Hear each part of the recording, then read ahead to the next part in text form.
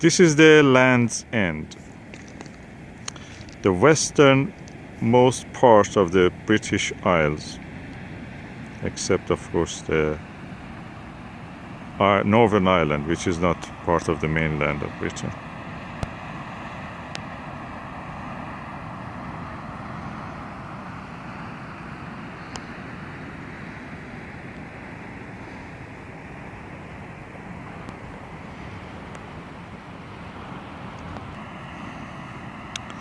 Those rocks you see there, where the waves are battering them, and those ones on the top are granite. That's the basement rock in the Cornwal. And they continue under the sea to where the Isles of Scilly are there. S-C-I-L-L, not Scilly, S-I-L-L-Y. Those are the last granite intrusions from the Cornwall batholith. And this is a little islet at the Land's End.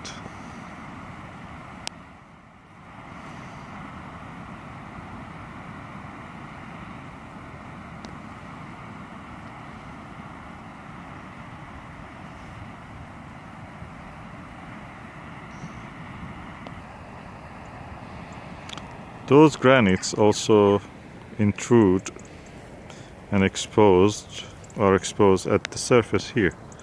Typical joints means cracks where the rocks split of granite. It's kind of vertical and horizontal. In the mainland Britain, this kind of granite intrusions are called tor. T-O-R. And Hay Tor is one of the most famous ones because the tourists go there. It's easy to walk. It's a very shallow, angled hill, but vast. And when you reach the top of it, you see those tors. Those tors are, if you have watched some of the old Sherlock Holmes movies, I mean 1980s versions, series, you see that some of them are actually filmed in that location in the Hay Tor. And an exposure of the granite exists here. I can show you a big example of a feldspar here, a large crystal of feldspar, which is typical of the Cornwall granites.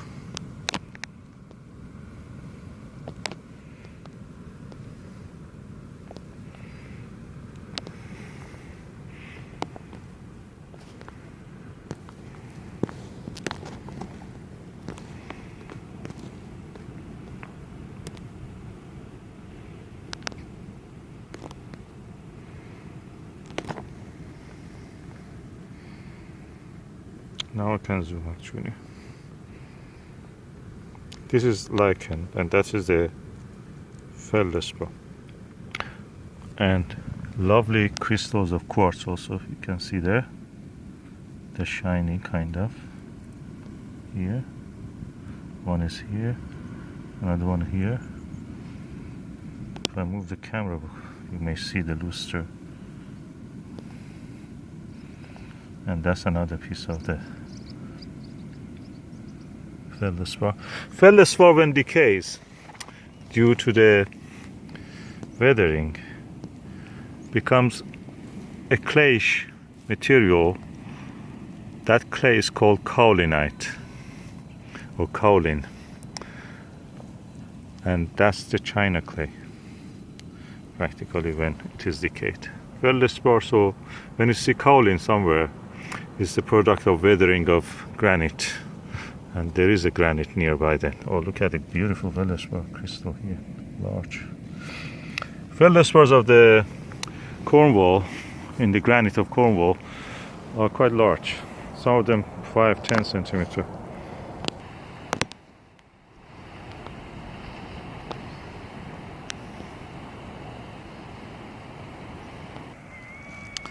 What an interesting lichen.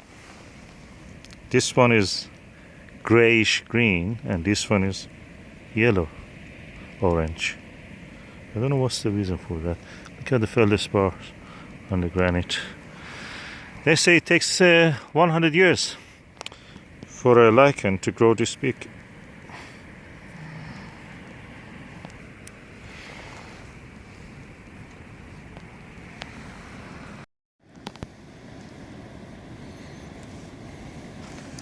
Look at these huge feldspar crystals. In the Land's End granite in Cornwall. They're really huge.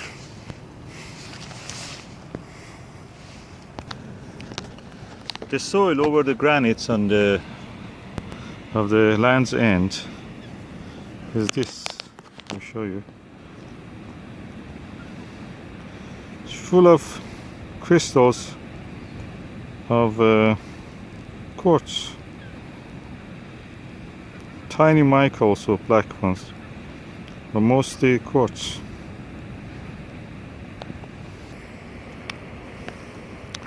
Look at the direction of all these feldspar crystals.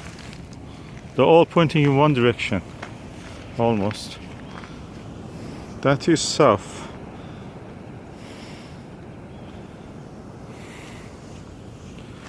And this direction is almost toward the south-north direction. Beautiful Cornwall granites.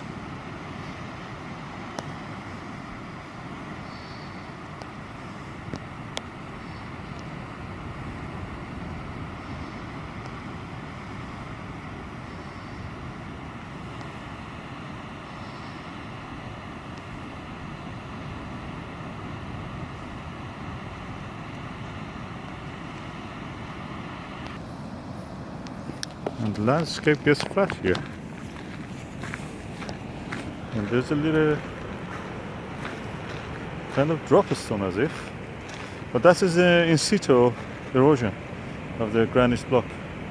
Just stay there like that. There have been, the joints gradually have grown and just the rock is separated.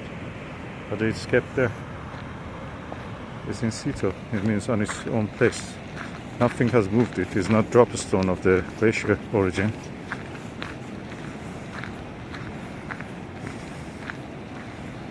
Now I'm walking on the little pathway, which is also a stream.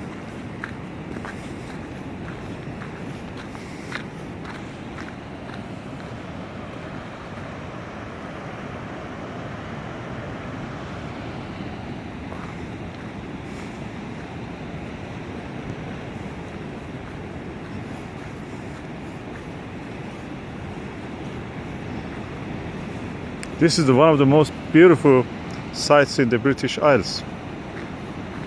Isn't it, Susan? Isn't it one of the most beautiful sites in the British Isles? Is it? Yes. This is the Land's End, the most western part of the Britain. What's interesting is these granite cliffs. And then when you look at the sea, I will point to what I want to talk about.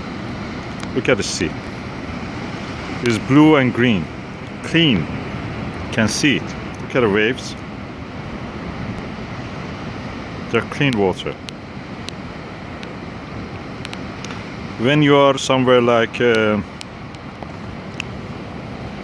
other parts of the Britain, the seaside, they are not as clean as this. English Channel, especially ports in the English Channel, they're not as clean as here. There is a reason for that. And if you look here, you see just cliffs, high cliffs. That side also cliffs, as far as the eye can see. What these cliffs means is that the towns and villages are higher above the ground, so they cannot actually release their sewage here. that's the main point I wanted to make. There is no sewage in these waters. That's the reason they can be so clean compared to any other part. Those little top of the hills of granite poking out of the water, including that little bit here. Just a single rock. Connected, of course, to the batholith, which is the granite batholith. Batholith means the huge mass at the bottom, at the depth of the Earth's crust. All these granites in the Haytor and here and the Isle of Scilly in the faraway are like the tops of a mass of granite, which are connected together at the Earth crust, the lowest part of it, and that mass is called the batholith. Beautiful landscape. Land's End, where the land ends in Britain.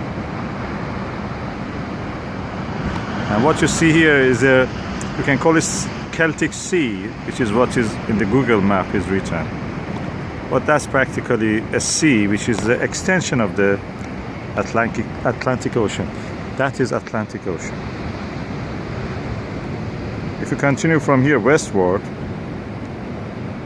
you reach the Americas, probably Canada, Newfoundland, Labrador, those areas, New Brunswick, and a little bit down there, New York and Boston.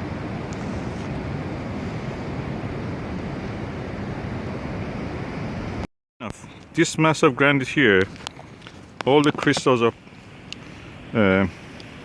feldspar are that way.